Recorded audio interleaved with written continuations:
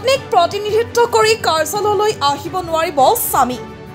পঞ্চায়ত কাৰ্যালয়ত মহিলা প্ৰতিনিধিৰ স্বামীৰ প্ৰৱেশ নিষেধ। নৱনিৰ্বাচিত পঞ্চায়ত প্ৰতিনিধিসকললৈ ডাঙৰ খবৰ। নিৰ্বাচিত পঞ্চায়ত মহিলা প্ৰতিনিধিক লৈ ডাঙৰ ঘোষণা মন্ত্ৰী ৰঞ্জিত কুমাৰ দাসৰ। মহিলা প্ৰতিনিধিৰ স্বামী যাব নোৱাৰিব পঞ্চায়ত কাৰ্যালয়লৈ।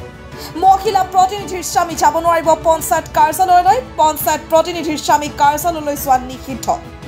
নিৰ্বাচিত পঞ্চায়ত মহিলা প্ৰতিনিধিক লৈ ডাঙৰ ঘোষণা মন্ত্ৰী ৰঞ্জিত কুমাৰ দাসৰ। কৈছে যে আমি আগন্তুক দিনত আমি স্বামীসকলৰ জৰিয়তে পঞ্চায়তত আমি প্ৰৱেশ নিষিদ্ধ কৰিছোঁ।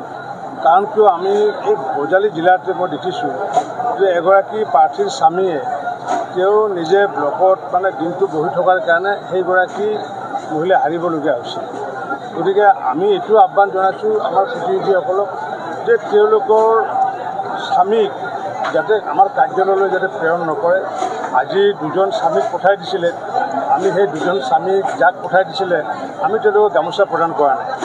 আজি আমি বাৰ্তা দিছোঁ যে স্বামীক পঠালে নহ'ব, নিজে সশৰীৰে উপস্থিত থাকিব লাগিব।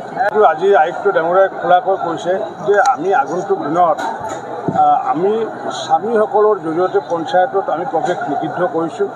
কাৰণ কিয় আমি এই বজালী জিলাতে মই দেখিছোঁ যে এগৰাকী প্ৰাৰ্থীৰ স্বামীয়ে তেওঁ নিজে ব্লকত দিনটো বহি থকাৰ কাৰণে সেইগৰাকী মহিলা হাৰিবলগীয়া হৈছে।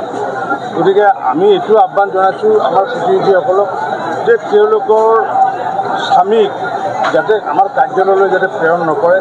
আজি দুজন স্বামীক পঠাই দিছিলে, আমি সেই দুজন স্বামীক যাক পঠাই দিছিলে আমি তেওঁলোকক গামোচা প্ৰদান কৰা নাই।